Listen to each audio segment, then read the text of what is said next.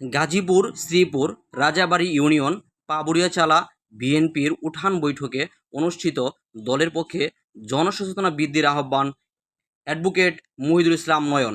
গাজীপুর প্রতিনিধি মোহাম্মদ আব্দুর রাজ্জাক।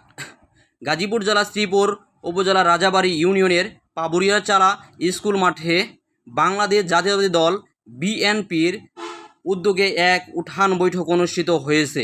শনিবার বিকেলে অনুষ্ঠিত এই উঠান বৈঠকে প্রধান অতিথি হিসেবে উপস্থিত ছিলেন অ্যাডভোকেট মহিদুল ইসলাম নয়ন। অ্যাডভোকেট মহিদুল ইসলাম নয়ন বলেন, বর্তমান রাজনৈতিক ও অর্থনৈতিক পরিস্থিতি থেকে উত্তরণের জন্য জনগণের ঐক্যবদ্ধ ভূমিকা প্রয়োজন। দেশের গণতন্ত্রপূর্ণ প্রতিষ্ঠা, মৌলিক অধিকার আদায় এবং একটি অবাধ সুষ্ঠু নির্বাচনের পরিবেশ নিশ্চিত করতে বিএনপির জনগণের পাশে আছে এবং থাকবে।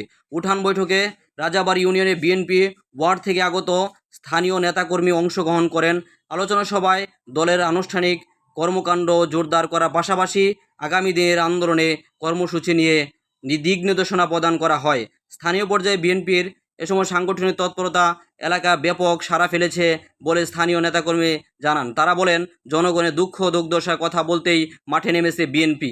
আরও উপস্থিত ছিলেন এম এ মাহবুব আলম সভাপতি ৮ নং ওয়ার্ড, আতিকুর রহমান হিরণ সাবেক যুগ্ম বিষয়ক সম্পাদক রাজাবাড়ী ইউনিয়ন, মোহাম্মদ মহিদুল ইসলাম আহ্বায়ক রাজাবাড়ী কৃষক দল এবং শহীদ আহ্বায়ক রাজাবাড়ী ইউনিয়ন মৎস্যজীবী, মোহাম্মদ আজম খান সহসভাপতি ৯ নং ওয়ার্ড বিএনপি, মোহাম্মদ ফিরোজ মিয়া।